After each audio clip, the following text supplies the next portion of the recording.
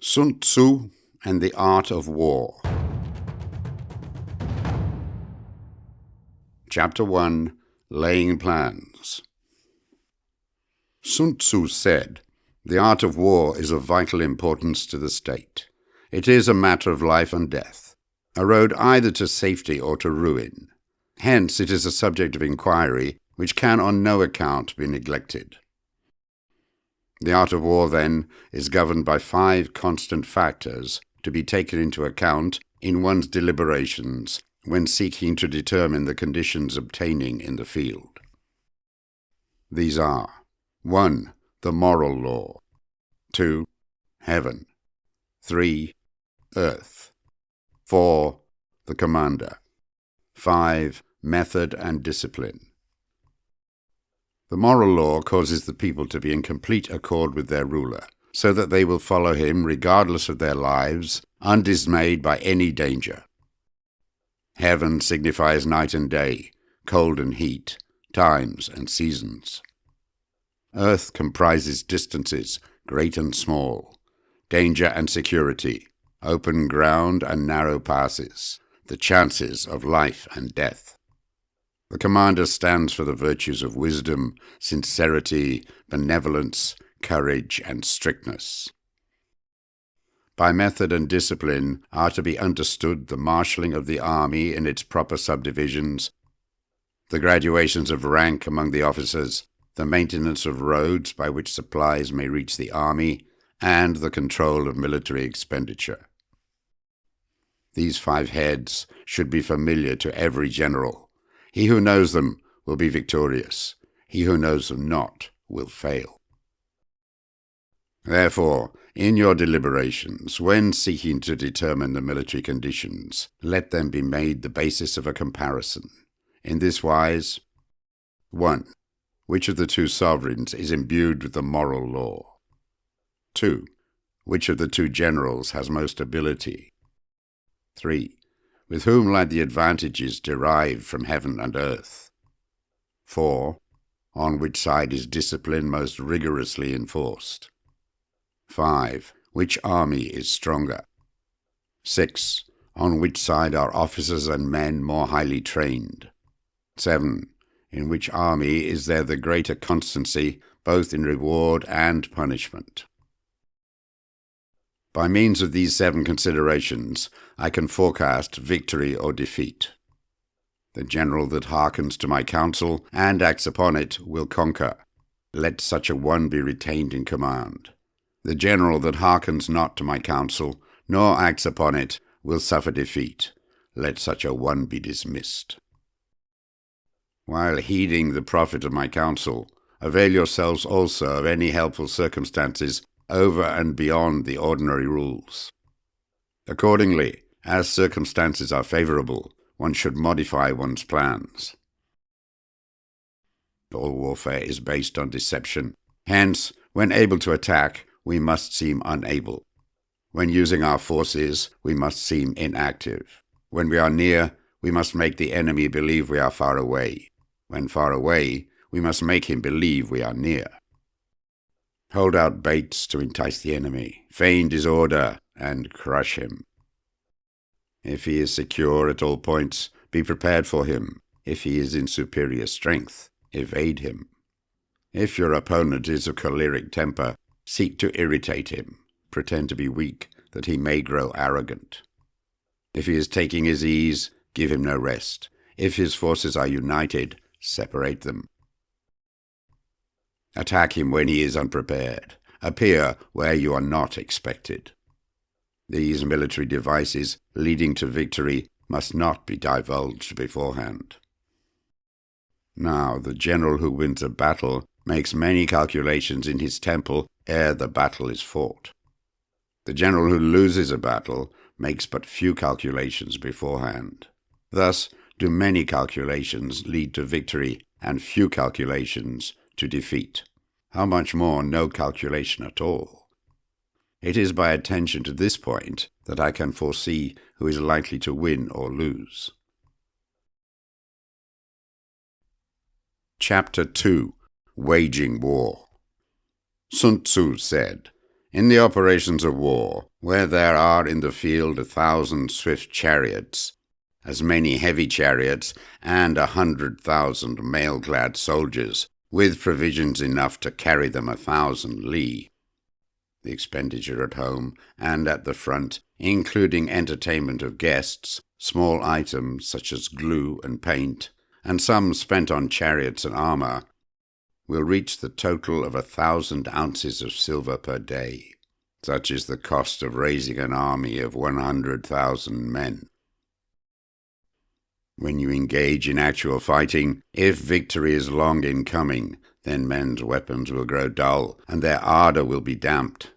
If you lay siege to a town, you will exhaust your strength. Again, if the campaign is protracted, the resources of the state will not be equal to the strain. Now, when your weapons are dulled, your ardor damped, your strength exhausted, and your treasure spent, other chieftains will spring up to take advantage of your extremity. Then no man, however wise, will be able to avert the consequences that must ensue. Thus, though we have heard of stupid haste in war, cleverness has never been seen associated with long delays. There is no instance of a country having benefited from prolonged war. It is only one who is thoroughly acquainted with the evils of war that can thoroughly understand the profitable way of carrying it on. A skillful soldier does not raise a second levy, neither are his supply wagons loaded more than twice. Bring war material with you from home, but forage on the enemy. Thus the army will have food enough for its needs. Poverty of the state exchequer causes an army to be maintained by contributions from a distance. Contributing to maintain an army at a distance causes the people to be impoverished. On the other hand, the proximity of an army causes prices to go up, and high prices cause the people's substance to be drained away. When their substance is drained away, the peasantry will be afflicted by heavy exactions.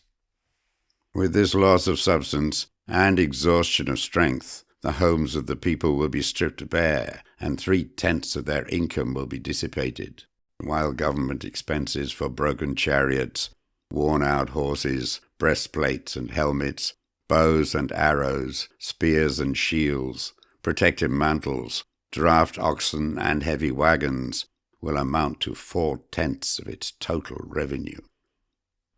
Hence a wise general makes a point of foraging on the enemy. 1 cartload of the enemy's provisions is equivalent to 20 of one's own, and likewise a single pickle from his provender is equal to 20 from one's own store. Now, in order to kill the enemy, our men must be roused to anger. That there may be advantage from defeating the enemy, they must have their rewards. Therefore, in chariot fighting, when 10 or more chariots have been taken, those should be rewarded who took the first. Our own flags should be substituted for those of the enemy, and the chariots mingled and used in conjunction with our own. The captured soldiers should be kindly treated and kept. This is called using the conquered foe to augment one's own strength. In war, then, let your great object be victory, not lengthy campaigns. Thus it may be known that the leader of armies is the arbiter of the people's fate, the man on whom it depends whether the nation shall be in peace or in peril. Chapter 3. Attack by Stratagem. Sun Tzu said, "In the practical art of war, the best thing of all is to take the enemy's country whole and intact. To shatter and destroy it is not so good. So, too, it is better to recapture an army entire than to destroy it, to capture a regiment, a detachment, or a company entire than to destroy them. Hence, to fight and conquer in all your battles is not supreme excellence. Supreme excellence consists in breaking the enemy's resistance without fighting." Thus, the highest form of generalship is to balk the enemy's plans. The next best is to prevent the junction of the enemy's forces. The next in order is to attack the enemy's army in the field, and the worst policy of all is to besiege walled cities. The rule is not to besiege walled cities if it can possibly be avoided. The preparation of mantlets, movable shelters, and various implements of war will take up 3 whole months, and the piling up of mounds over against the walls will take 3 months more. The general, unable to control his irritation, will launch his men to the assault like swarming ants, with the result that 1/3 of his men are slain, while the town still remains untaken. Such are the disastrous effects of a siege. Therefore, the skilled leader subdues the enemy's troops without any fighting. He captures their cities without laying siege to them. He overthrows their kingdom without lengthy operations in the field. With his forces intact, he will dispute the mastery of the empire, and thus, without losing a man, his triumph will be complete. This is the method of attacking by stratagem. It is the rule in war, if our forces are 10 to the enemy's 1, to surround him; if 5 to 1, to attack him; if twice as numerous, to divide our army into 2. If equally matched, we can offer battle; if slightly inferior in numbers, we can avoid the enemy; if quite unequal in every way, we can flee from him. Hence, though an obstinate fight may be made by a small force, in the end it must be captured by the larger force. Now, the general is the bulwark of the state. If the bulwark is complete at all points, the state will be strong. If the bulwark is defective, the state will be weak. There are 3 ways in which a ruler can bring misfortune upon his army: by commanding the army to advance or to retreat, being ignorant of the fact that it cannot obey. This is called hobbling the army. By attempting to govern an army in the same way as he administers a kingdom, being ignorant of the conditions which obtain in an army. This causes restlessness in the soldiers' minds. By employing the officers of his army without discrimination, through ignorance of the military principle of adaptation to circumstances. This shakes the confidence of the soldiers. But when the army is restless and distrustful, trouble is sure to come from the other feudal princes. This is simply bringing anarchy into the army and flinging victory away. Thus we may know that there are 5 essentials for victory.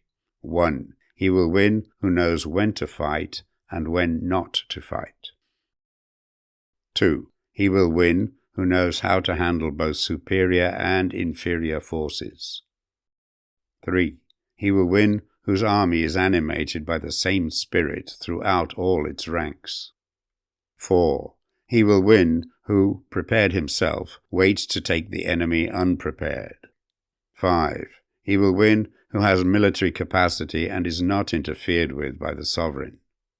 Hence the saying, if you know the enemy and know yourself, you need not fear the result of 100 battles. If you know yourself, but not the enemy, for every victory gained, you will also suffer a defeat. If you know neither the enemy nor yourself, you will succumb in every battle. Chapter 4. Tactical Dispositions.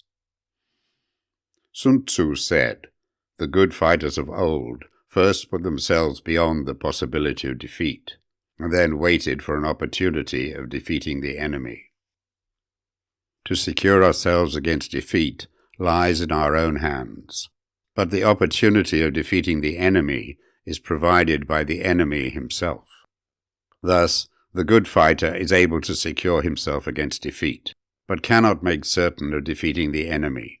Hence the saying, one may know how to conquer without being able to do it. Security against defeat implies defensive tactics. Ability to defeat the enemy means taking the offensive.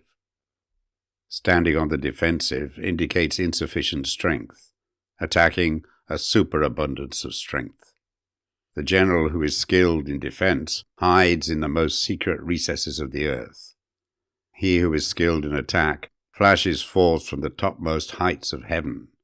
Thus, on one hand, we have ability to protect ourselves.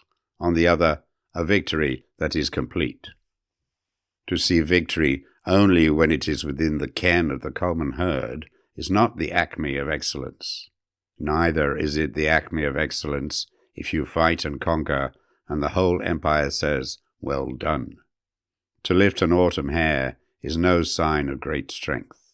To see the sun and moon is no sign of sharp sight. To hear the noise of thunder is no sign of a quick ear.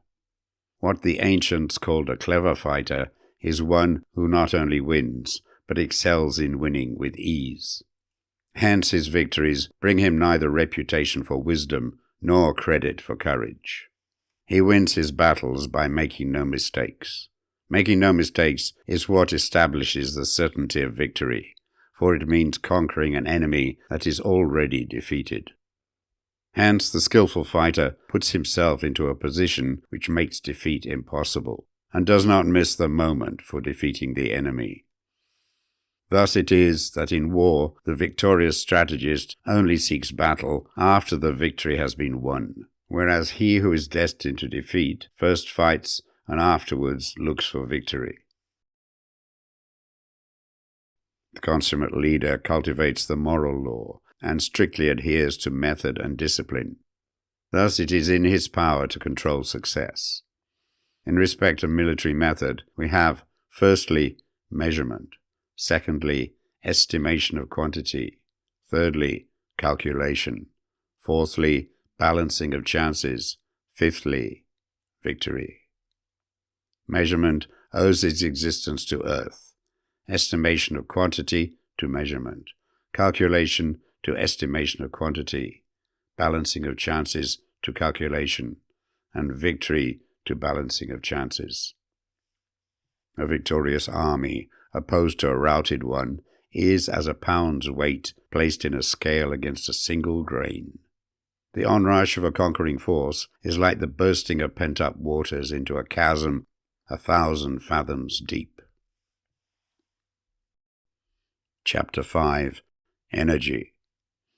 Sun Tzu said, "The control of a large force is the same principle as the control of a few men.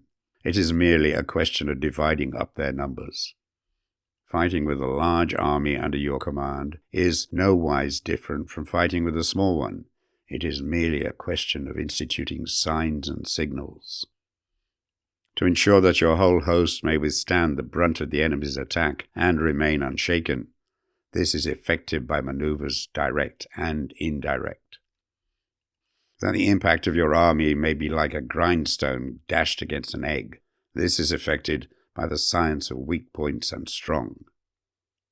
In all fighting, the direct method may be used for joining battle, but indirect methods will be needed in order to secure victory.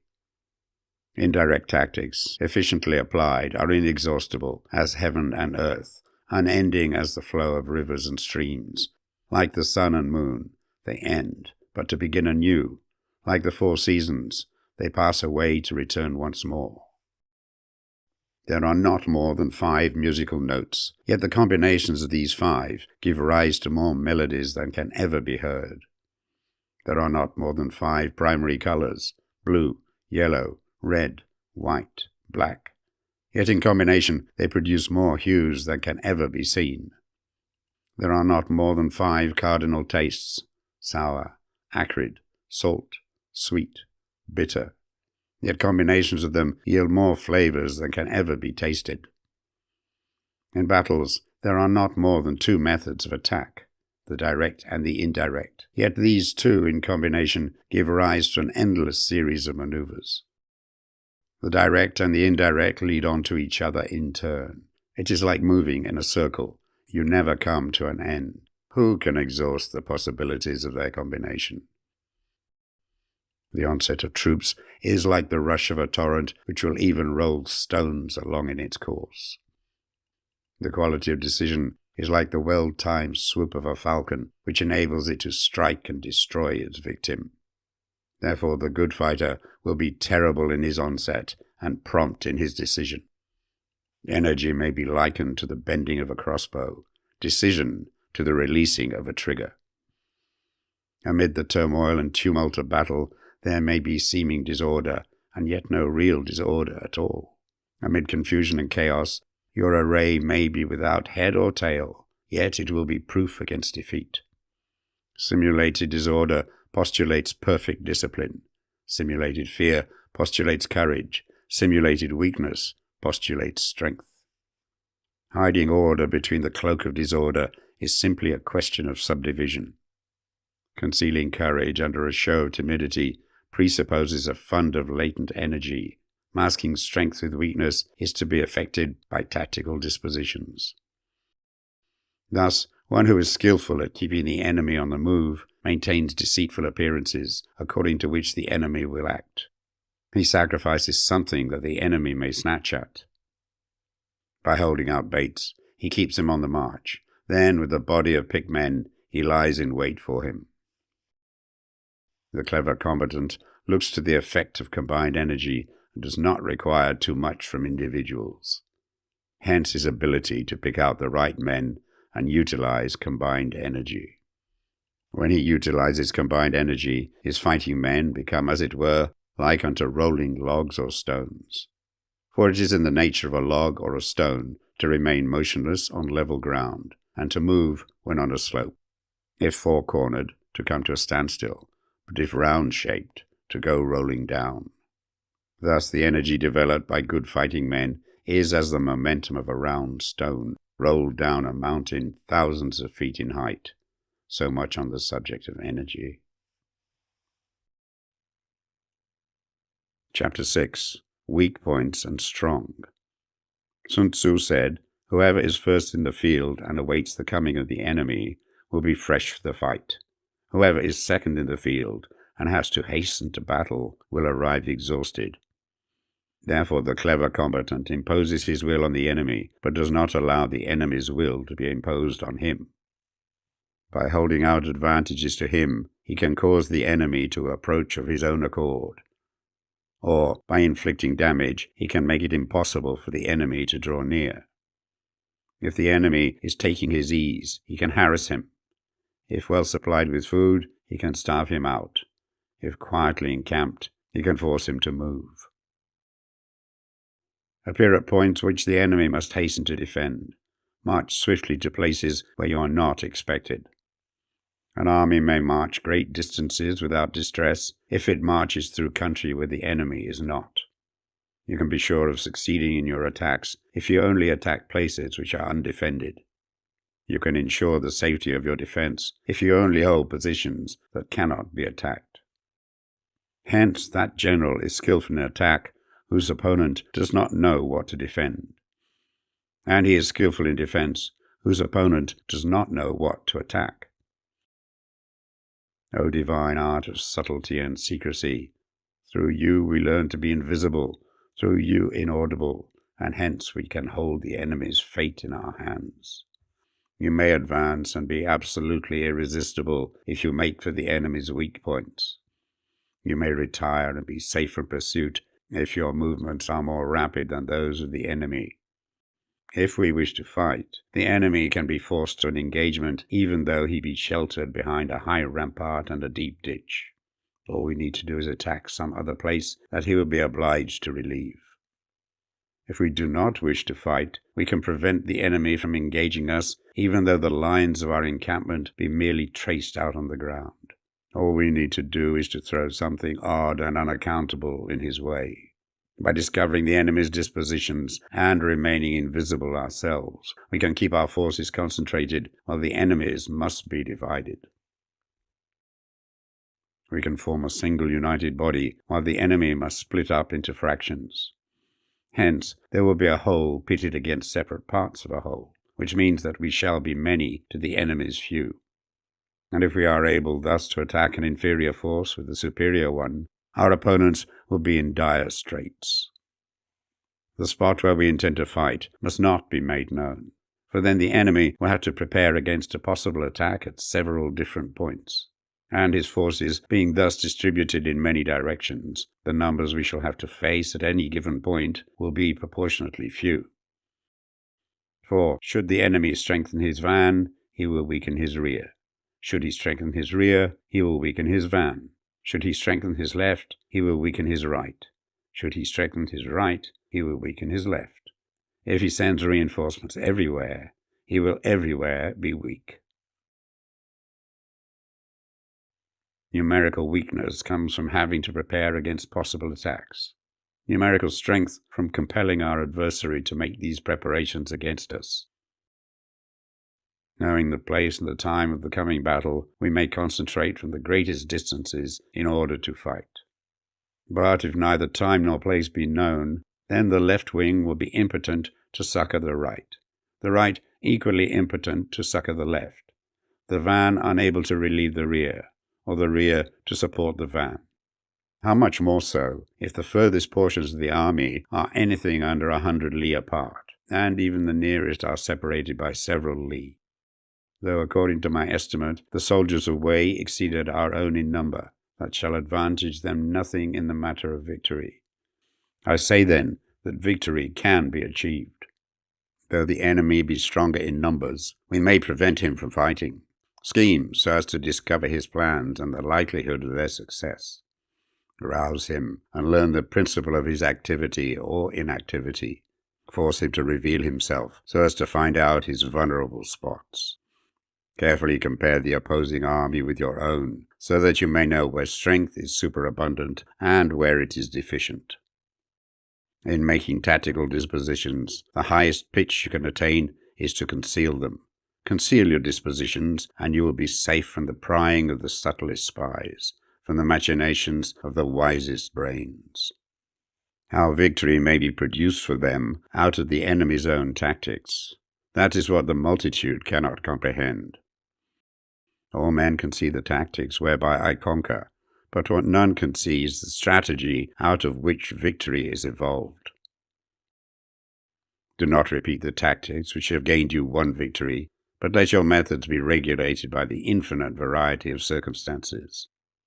Military tactics are like unto water, for water in its natural course runs away from high places and hastens downwards. So in war, the way is to avoid what is strong and to strike at what is weak. Water shapes its course according to the nature of the ground over which it flows. The soldier works out his victory in relation to the foe whom he is facing. Therefore, just as water retains no constant shape, so in warfare there are no constant conditions. He who can modify his tactics in relation to his opponent and thereby succeed in winning may be called a heaven-born captain. The 5 elements, water, fire, wood, metal, earth, are not always equally predominant. The 4 seasons make way for each other in turn. There are short days and long. The moon has its periods of waning and waxing. Chapter 7. Maneuvering. Sun Tzu said, "In war, the general receives his commands from the sovereign.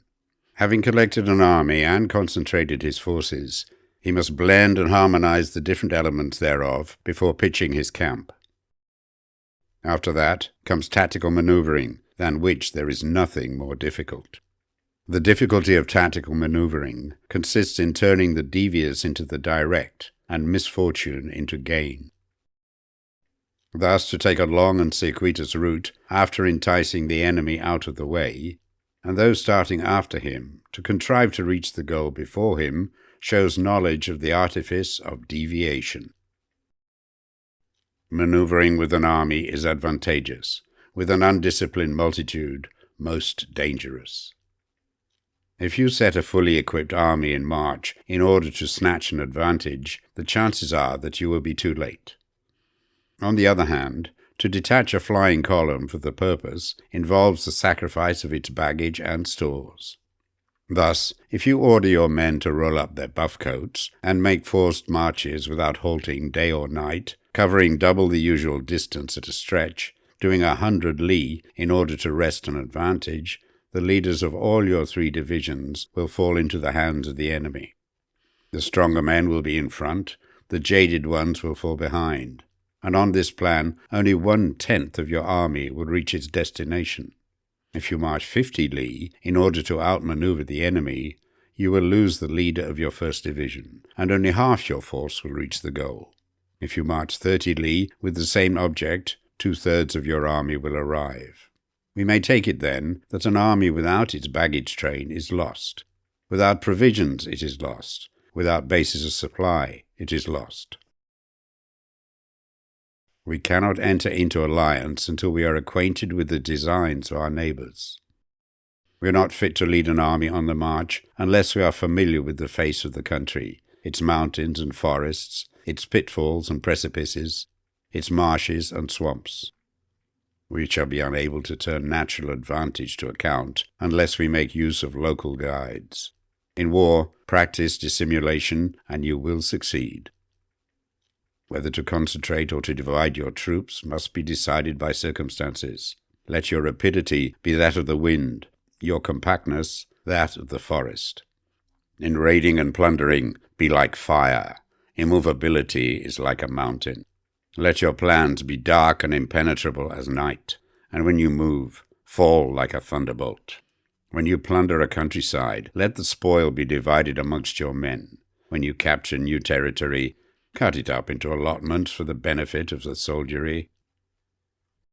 Ponder and deliberate before you make a move. He will conquer who has learned the artifice of deviation. Such is the art of maneuvering. The Book of Army Management says, on the field of battle, the spoken word does not carry far enough. Hence the institution of gongs and drums. Nor can ordinary objects be seen clearly enough. Hence the institution of banners and flags. Gongs and drums, banners and flags are means whereby the ears and eyes of the host may be focused on one particular point.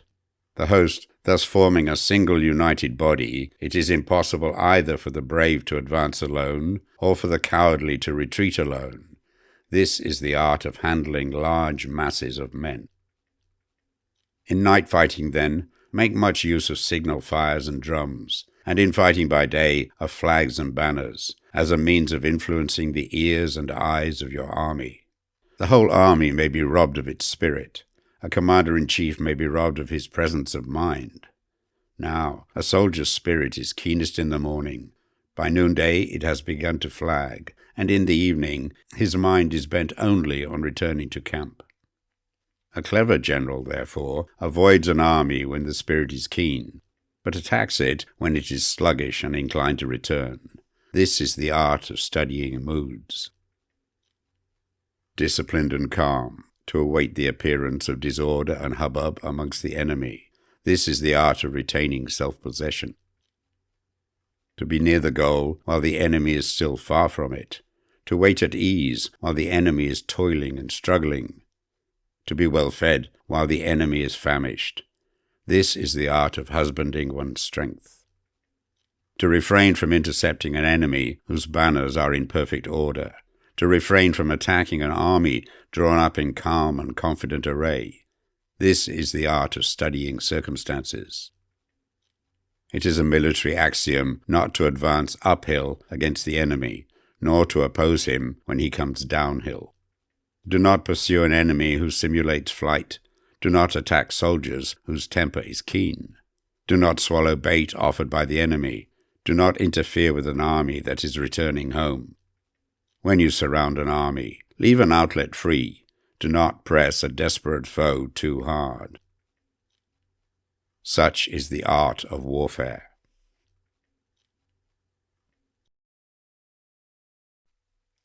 Chapter 8. Variation in Tactics. Sun Tzu said, in war, the general receives his commands from the sovereign, collects his army, and concentrates his forces. When in difficult country, do not encamp. In country where high roads intersect, join hands with your allies. Do not linger in dangerously isolated positions. In hemmed-in situations, you must resort to stratagem. In desperate position, you must fight. There are roads which must not be followed, armies which must not be attacked, towns which must be besieged, positions which must not be contested, commands of the sovereign which must not be obeyed. The general who thoroughly understands the advantages that accompany variation of tactics knows how to handle his troops. The general who does not understand these may be well acquainted with the configuration of the country, yet he will not be able to turn his knowledge to practical account.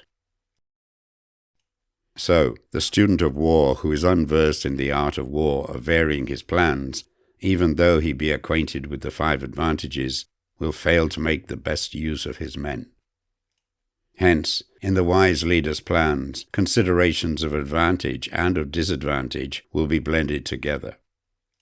If our expectation of advantage be tempered in this way, we may succeed in accomplishing the essential part of our schemes. If, on the other hand, in the midst of difficulties, we are always ready to seize an advantage, we may extricate ourselves from misfortune. Reduce the hostile chiefs by inflicting damage on them, and make trouble for them, and keep them constantly engaged.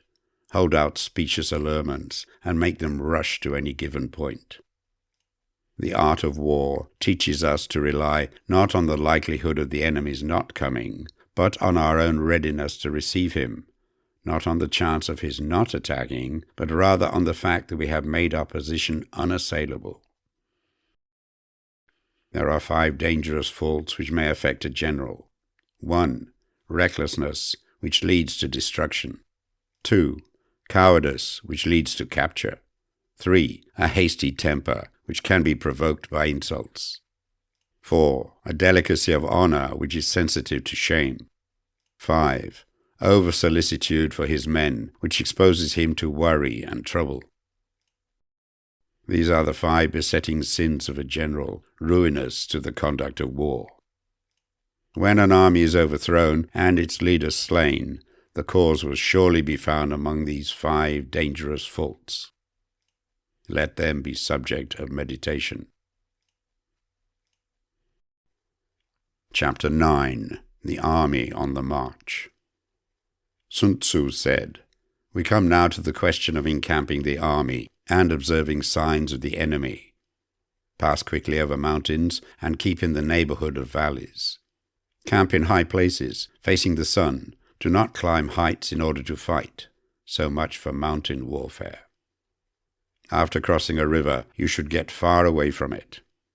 When an invading force crosses a river in its onward march, do not advance to meet it midstream. It will be best to let half the army get across and then deliver your attack. If you are anxious to fight, you should not go to meet the invader near a river which he has to cross. Moor your craft higher up than the enemy and facing the sun. Do not move upstream to meet the enemy.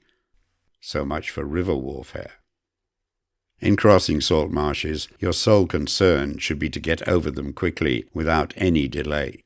If forced to fight in a salt marsh, you should have water and grass near you and get your back to a clump of trees.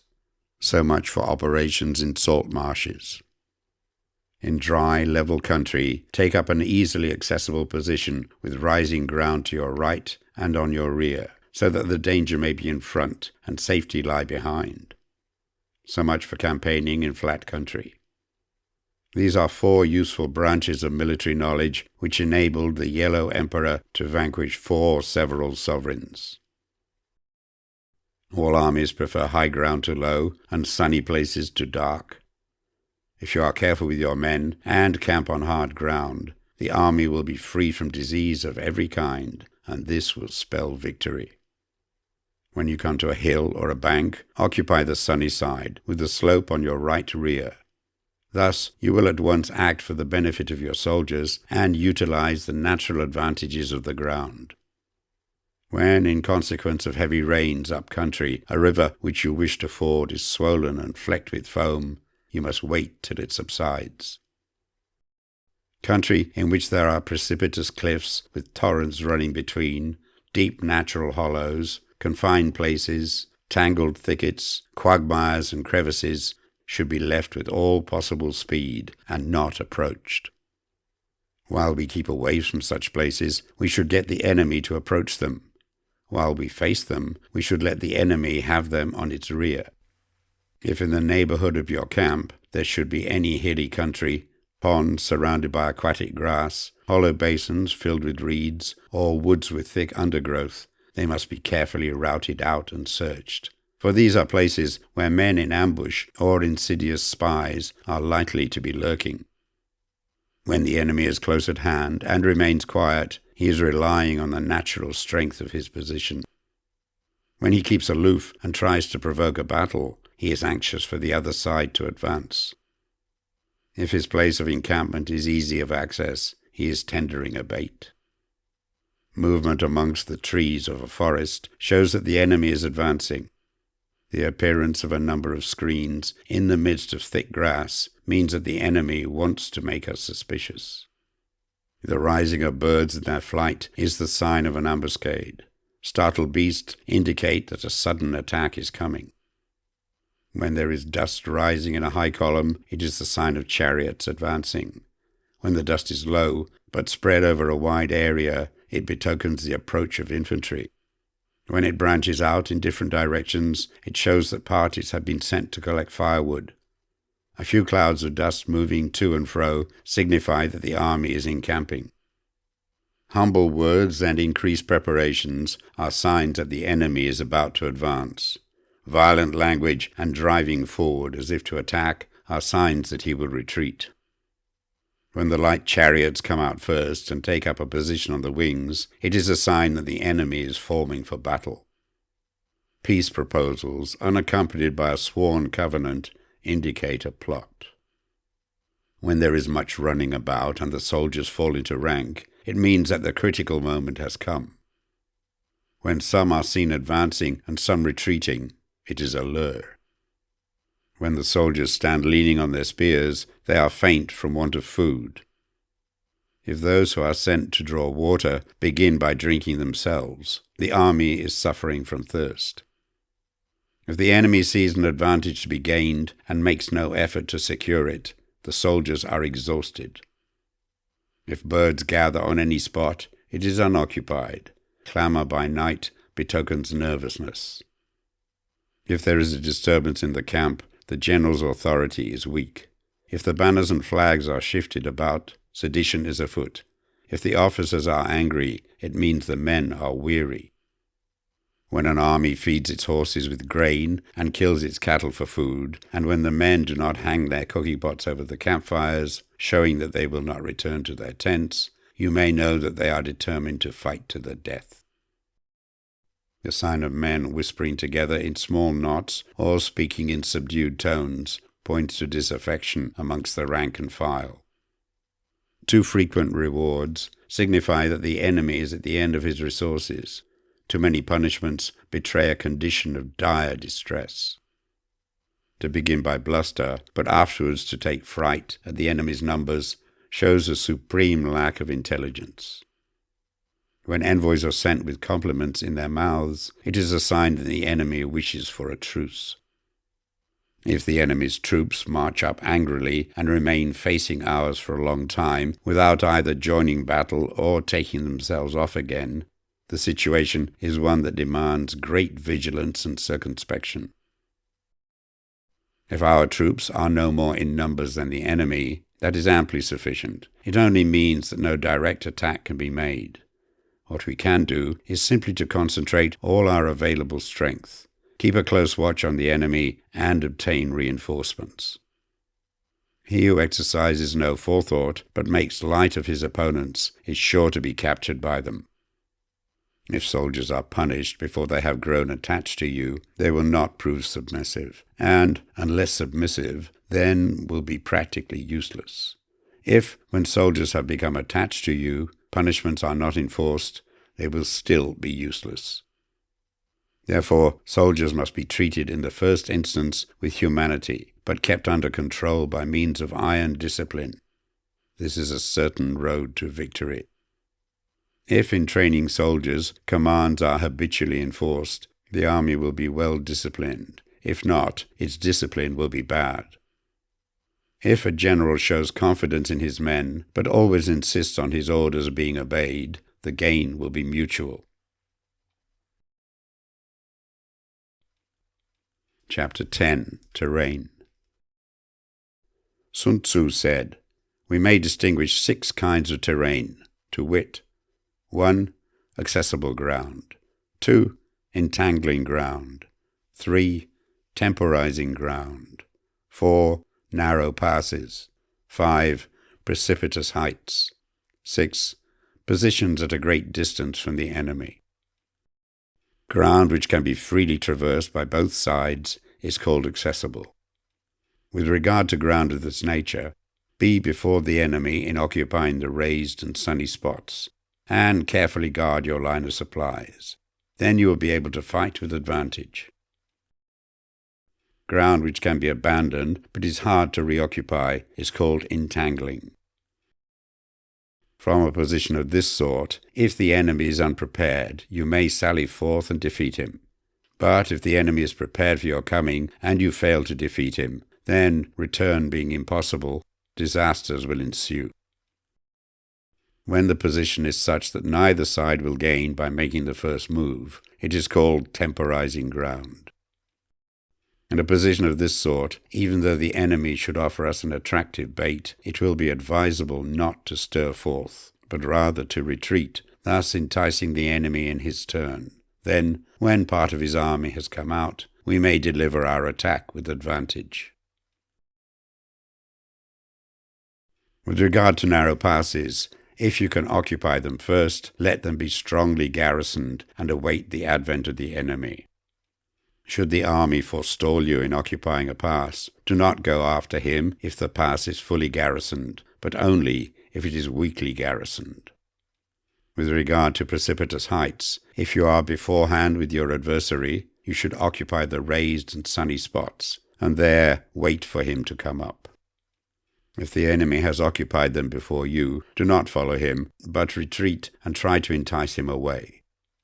If you are situated at a great distance from the enemy, and the strength of the 2 armies is equal, it is not easy to provoke a battle, and fighting will be to your disadvantage.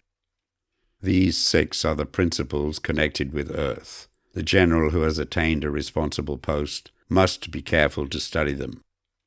Now an army is exposed to 6 several calamities not arising from natural causes, but from faults for which the general is responsible. These are: 1. Flight. 2. Insubordination. 3. Collapse. 4. Ruin.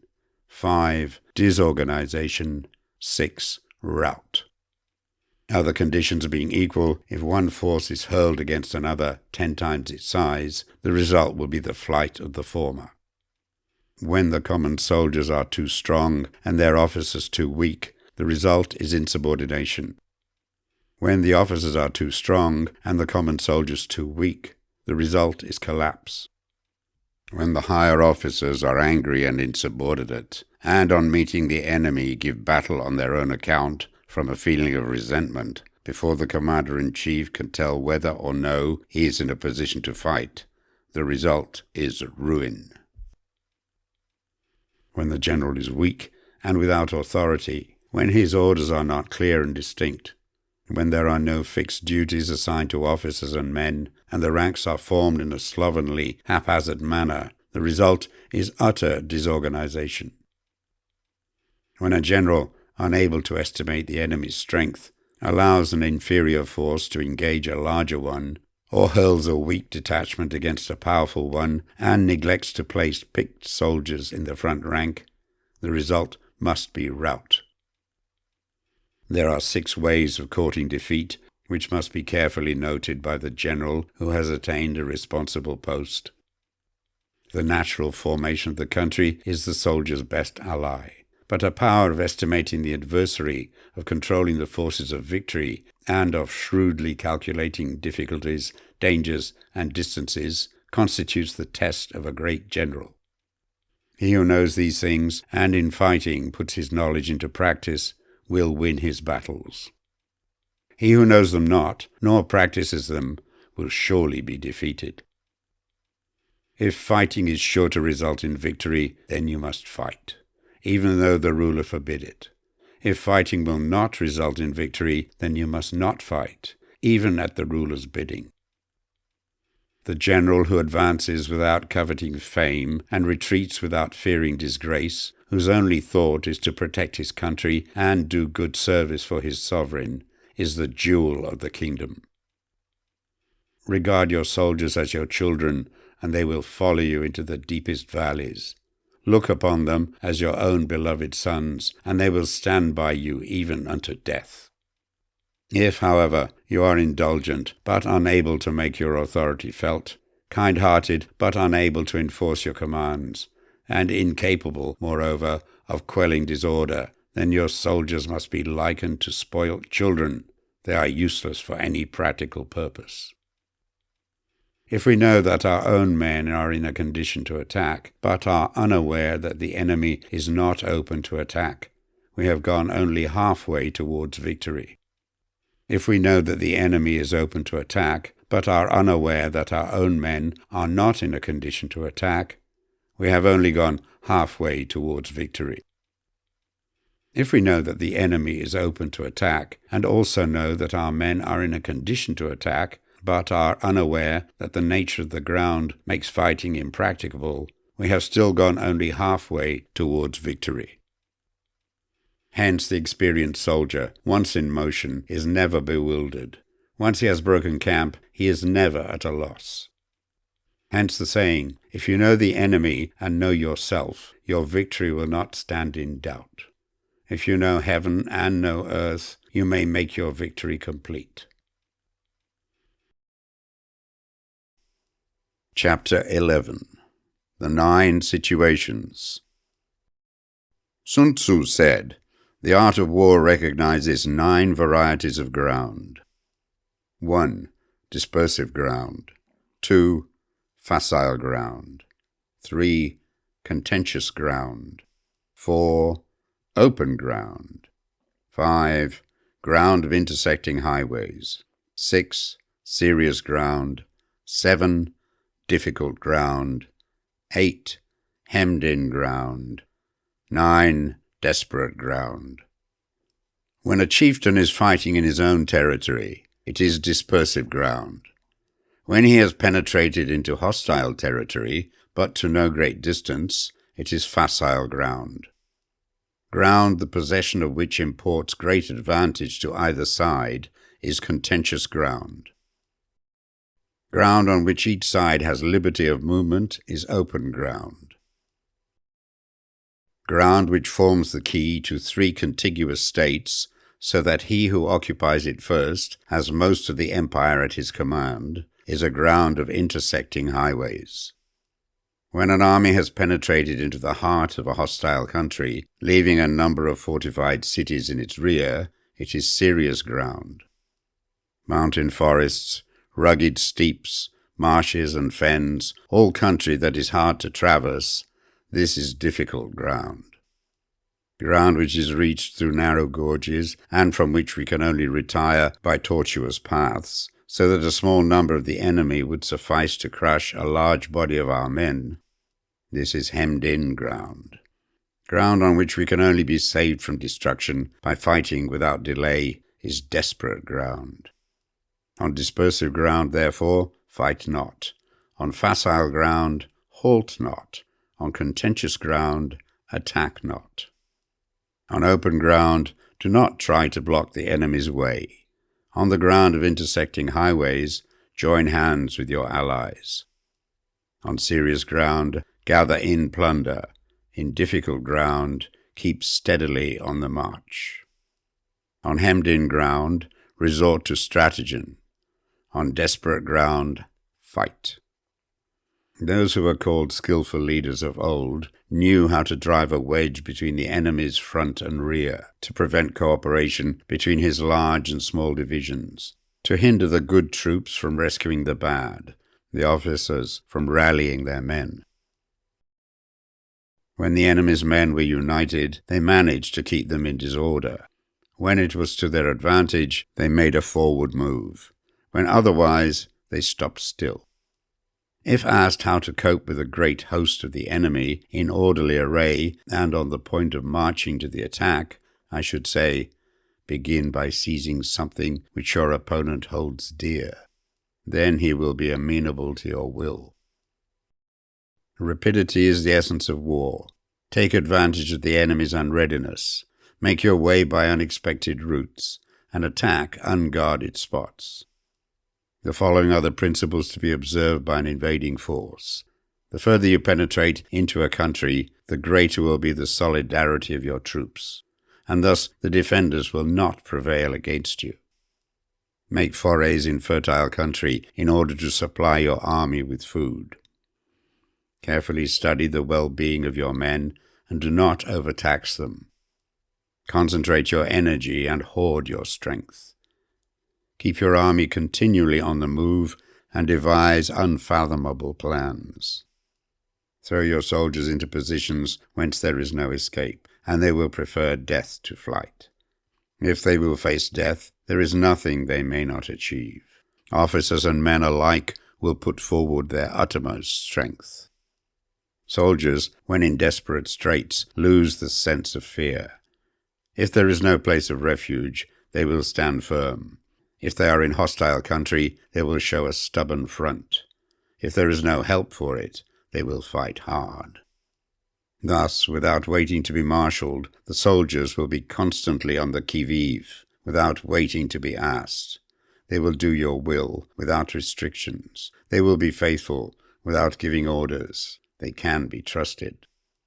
Prohibit the taking of omens, and do away with superstitious doubts. Then, until death itself comes, no calamity need be feared. If our soldiers are not overburdened with money, it is not because they have a distaste for riches. If their lives are not unduly long, it is not because they are disinclined to longevity. On the day they are ordered out to battle, your soldiers may weep, those sitting up bedewing their garments, and those lying down letting the tears run down their cheeks. But let them once be brought to bay, and they will display the courage of a Chu or a Kui. The skillful tactician may be likened to the shuaijian. Now the shuaijian is a snake that is found in the Jiang Mountains. Strike at its head, and you will be attacked by its tail.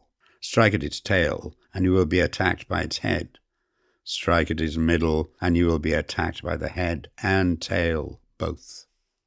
Asked if an army can be made to imitate the shuaijian, I should answer yes. For the men of Wu and the men of Yue are enemies, yet if they are crossing a river in the same boat and are caught by a storm, they will come to each other's assistance, just as the left hand helps the right.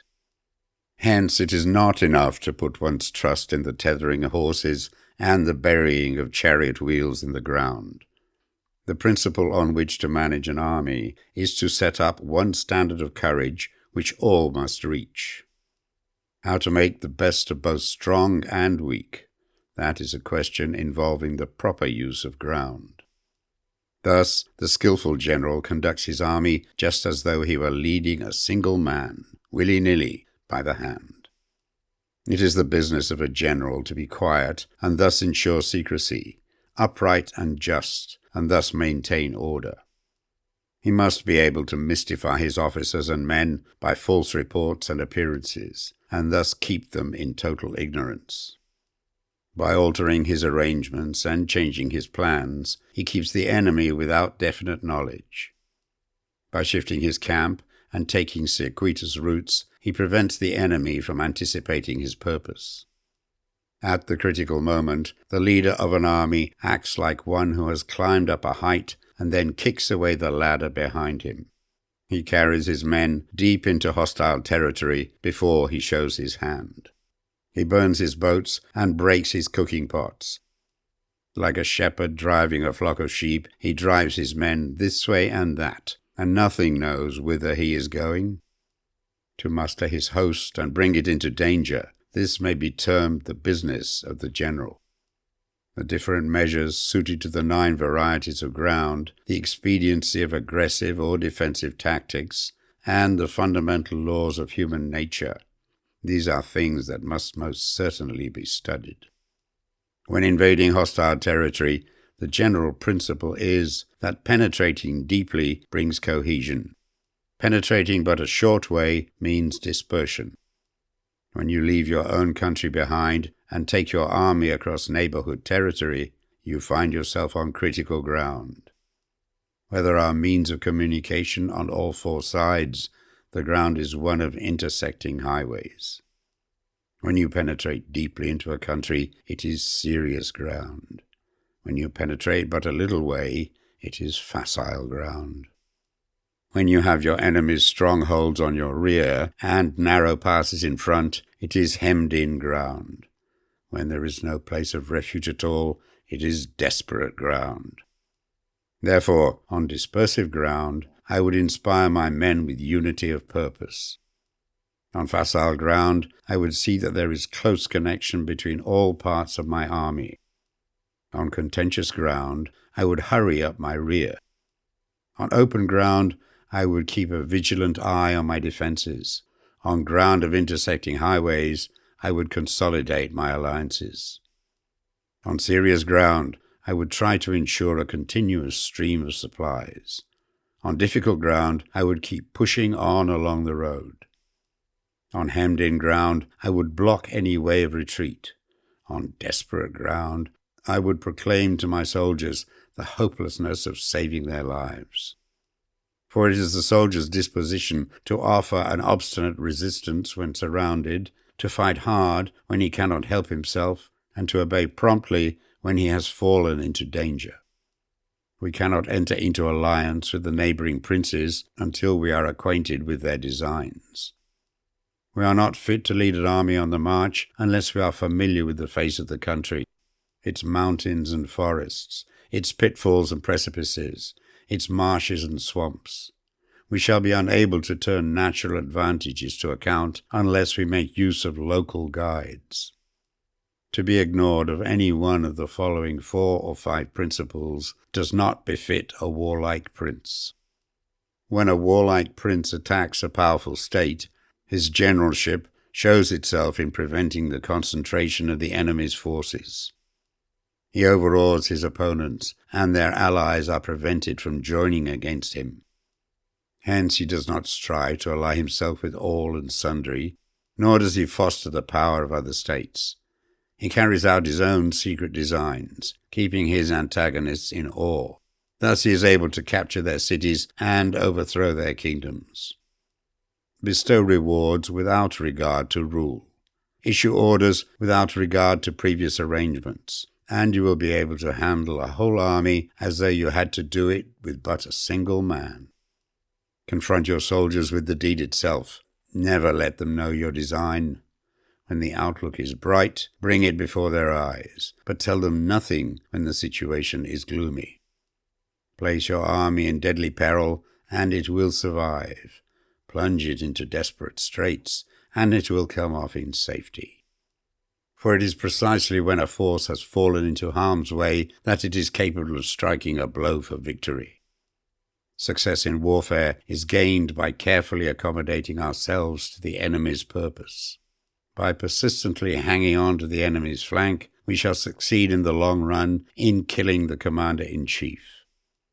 This is called ability to accomplish a thing by sheer cunning. On the day that you take up your command, block the frontier passes, destroy the official tallies, and stop the passage of all emissaries.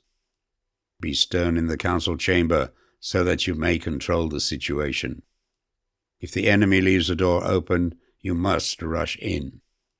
Forestall your opponent by seizing what he holds dear, and subtly contrive to time his arrival on the ground.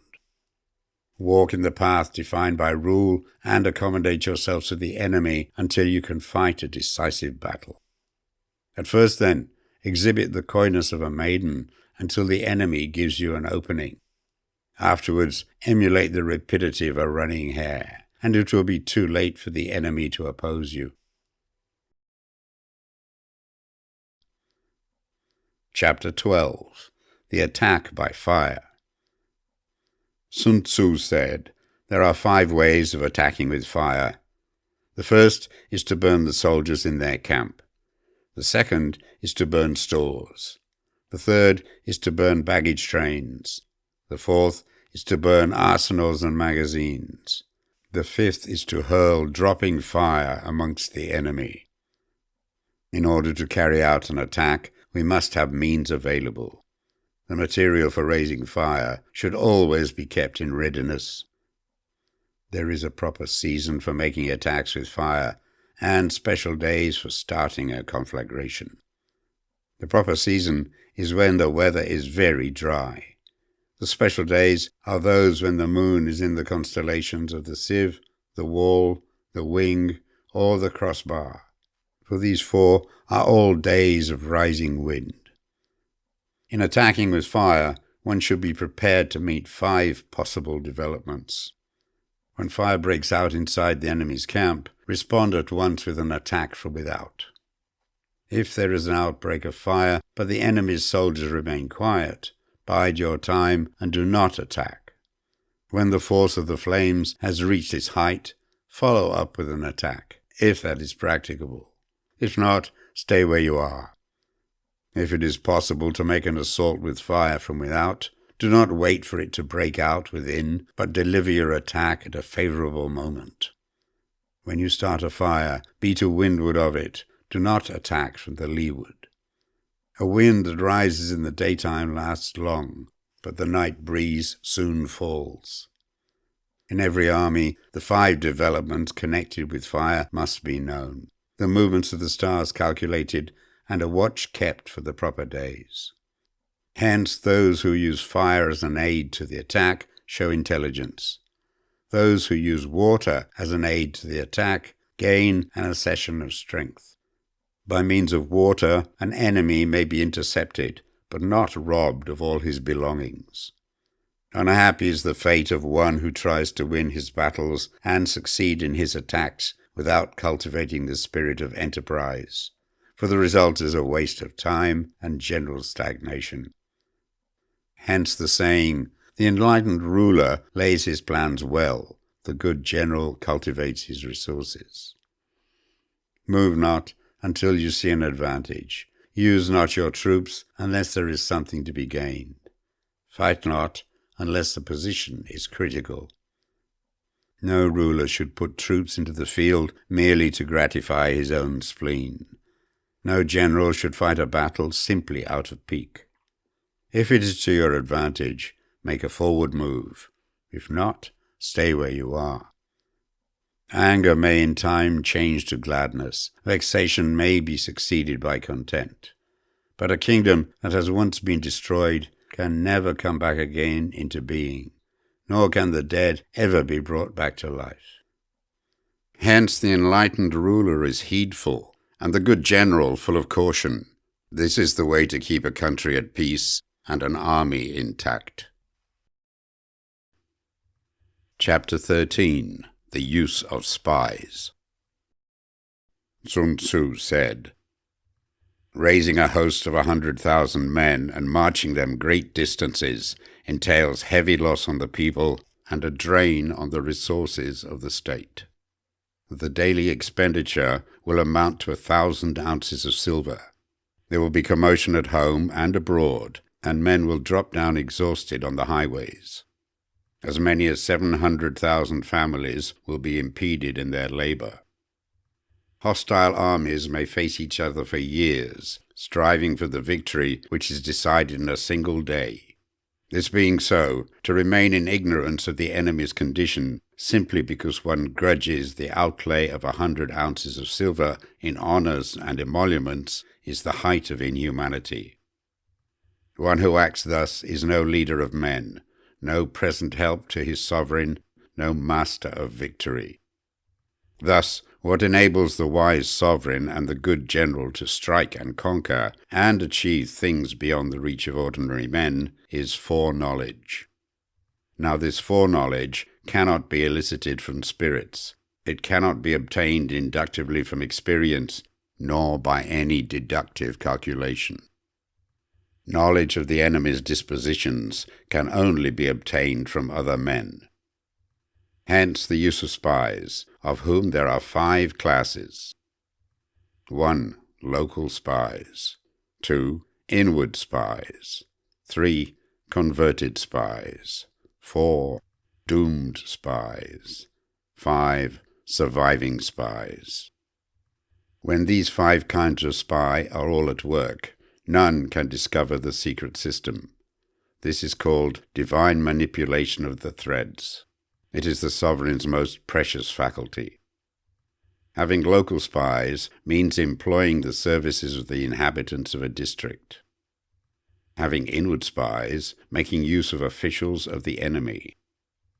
Having converted spies, getting hold of the enemy's spies and using them for our own purposes. Having doomed spies, doing certain things openly for purposes of deception and allowing our spies to know of them and report them to the enemy. Surviving spies, finally, are those who bring back news from the enemy's camp. Hence it is that which none in the whole army are more intimate relations to be maintained than with spies. None should be more liberally rewarded. In no other business should greater secrecy be preserved. Spies cannot be usefully employed without a certain intuitive sagacity. They cannot be properly managed without benevolence and straightforwardness. Without subtle ingenuity of mind, one cannot make certain of the truth of their reports. Be subtle, and use your spies for every kind of business. If a secret piece of news is divulged by a spy before the time is ripe, he must be put to death, together with the man to whom the secret was told. Whether the object be to crush an army, to storm a city, or to assassinate an individual, it is always necessary to begin by finding out the names of the attendants, the aides-de-camp, and doorkeepers, and sentries of the general in command. Our spies must be commissioned to ascertain these. The enemy's spies, who have come to spy on us, must be sought out, tempted with bribes, led away, and comfortably housed. Thus they will become converted spies and available for our service. It is through the information brought by the converted spy that we are able to acquire and employ local and inward spies.